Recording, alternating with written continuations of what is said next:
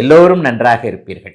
இப்பொழுது 2026 ஆனி மாதம் எப்படிப்பட்ட பலன்களை கொடுக்க போகிறது அப்படிங்கிறத எப்போது பார்த்தலாம். மேஷம் முதல் மீனம் வரையிலான 12 ராசிக்காரர்களுக்கு தனித்தனியாக என்னென்ன பலன்கள் நடக்கிறதுன்றது இப்போது பார்க்கறதுக்கு முன்னாடி, இந்த 2026 ஆனி மாதத்தில் முக்கியமான கிரக பயிற்சிகள் ஏதாவது இருக்கா, கிரக நிலைகள் எப்படி இருக்குது, அது 12 ராசிக்காரர்களுக்கு அவசியமான ஒன்று.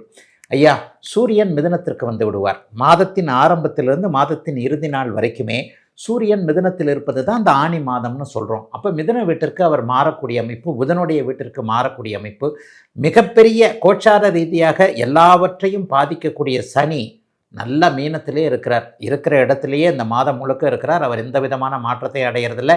இதில் ஒரு பெரிய விஷயம் என்னென்னா, உச்ச குரு சனியை பார்ப்பது என்பது சனியால் இதுவரை தொல்லைகளை அனுபவித்து கொண்டிருந்த எல்லாருக்குமே அப்படி ஒன்றும் பெரிய கஷ்ட நஷ்டங்கள் இருக்காதுன்றதை காட்டுது. சனிக்கடுத்து 2ஆம் நிலை நல்ல கிரகமான குரு பகவான் இப்போ தான் போன ஜூன் மாதம் 2ஆம் தேதி தான் மாறி இருக்கிறார். ஒரு 10-15 நாட்களுக்கு முன்னாடி மாறினது. கடகத்தில் அவர் உச்சகுருவாக இருப்பது மிகப்பெரிய யோகம்.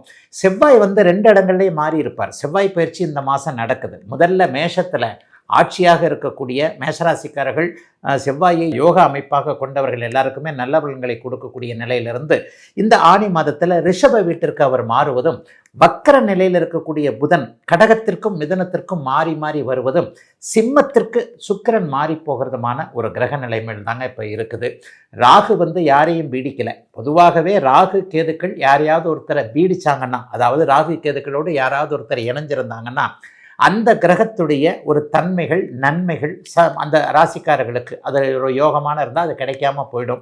அந்த மாதிரியான அமைப்புகள் எதுவுமே இந்த ஆனி மாதத்தில் கண்டிப்பாக கிடையாது.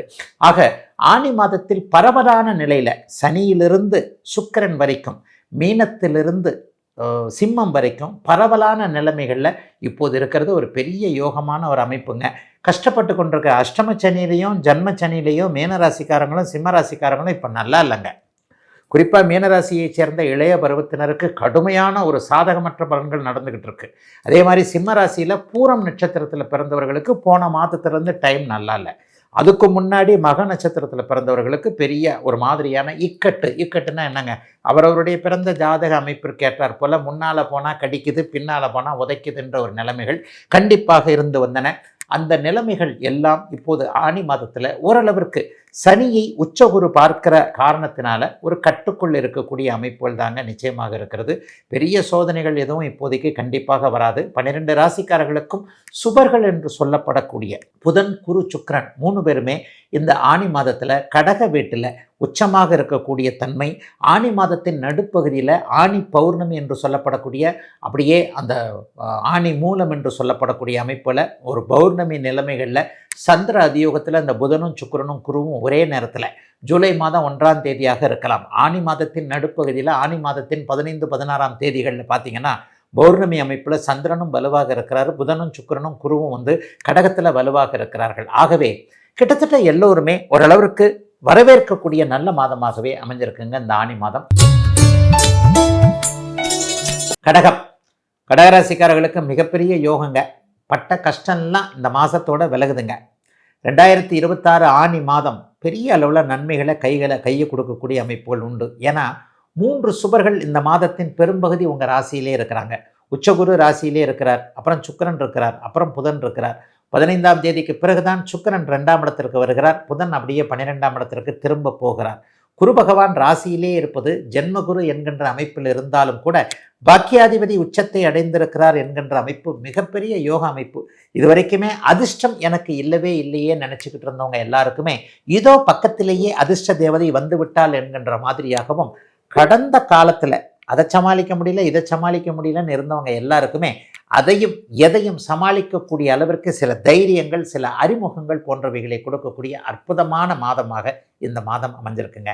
மாதத்தின் ஆரம்பத்தில் உங்களுடைய பூரண ராஜ யோகாதிபதியான செவ்வாய் 10ஆம் இடத்தில் இருக்கிறார். அதற்கு பிறகு 11ஆம் இடத்திற்கு வருகிறார். 2ஆம் அதிபதியான சூரியன் மாதம் முழுவதும் 12ஆம் இடத்தில் இருக்கக்கூடிய தன்மைகள் இந்த ஆனி மாதத்திற்கே உரிய ஒரு சிறப்பு. அப்போ 10-11 செவ்வாய் இருக்கிறதுனால என்னென்னா தொழில் நல்லா இருக்குங்க. இது வரைக்குமே வேலை, தொழில், வியாபாரம், விவசாயம் போன்ற அமைப்புகளில் கொஞ்சம் ஒரு மாதிரியாக காசு பணம் கிடைக்கவில்லையே என்கின்ற எண்ணத்தில் இருந்தவர்கள் எல்லோருக்குமே ஆனி மாதம் 10ஆம் தேதிக்கு பிறகு குறிப்பாக ஆனி மாதம் நடுப்பகுதியிலிருந்து பிற்பகுதி 15 நாட்கள் நல்ல லாபகரமாக இருக்கக்கூடிய தன்மைகள் உண்டு. கட்டிடம் சார்ந்த பூமி சார்ந்த தொழில்களை பார்த்து கொண்டிருக்கக்கூடியவர்கள், செம்மண் விவசாயிகள் எல்லாருக்குமே இந்த மாதம் பெரிய அளவில் கை கொடுக்கக்கூடிய அமைப்புகளில் உண்டு.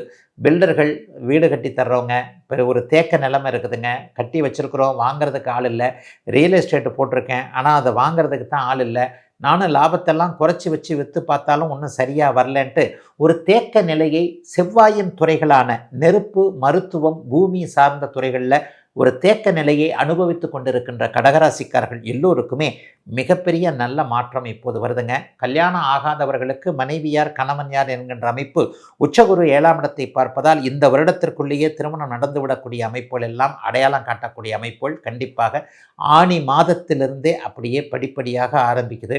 தூர இடங்களில் இருக்கக்கூடியவர்களுக்கு இருக்கின்ற இடங்கள்லேயே வீடு வாகனம் போன்றவைகள், வாசல் வீடு வாகனம் போன்றவைகள் கிடைக்கக்கூடிய அமைப்புகள் நிச்சயமாக உண்டு. எதிலையும் கடகராசிக்காரர்கள் ஒரு சாதிக்கும் தன்மை கண்டிப்பாக இருக்கும். எல்லாவற்றிலும் ஒரு நிறைவுகள் இருக்கக்கூடிய நல்ல மாதமாக அமைஞ்சிருக்குங்க கடகத்திற்கு இந்த ஆனி மாதம். கடந்த காலத்தில் அதை சமாளிக்க முடியல, இதை சமாளிக்க முடியலன்னு இருந்தவங்க எல்லாருக்குமே அதையும் எதையும் சமாளிக்கக்கூடிய அளவிற்கு சில தைரியங்கள், சில அறிமுகங்கள் போன்றவைகளை கொடுக்கக்கூடிய அற்புதமான மாதமாக இந்த மாதம் அமைஞ்சிருக்குங்க. மாதத்தின் ஆரம்பத்தில் உங்களுடைய பூரண ராஜ யோகாதிபதியான செவ்வாய் 10ஆம் இடத்தில் இருக்கிறார். அதற்கு பிறகு 11ஆம் இடத்திற்கு வருகிறார்.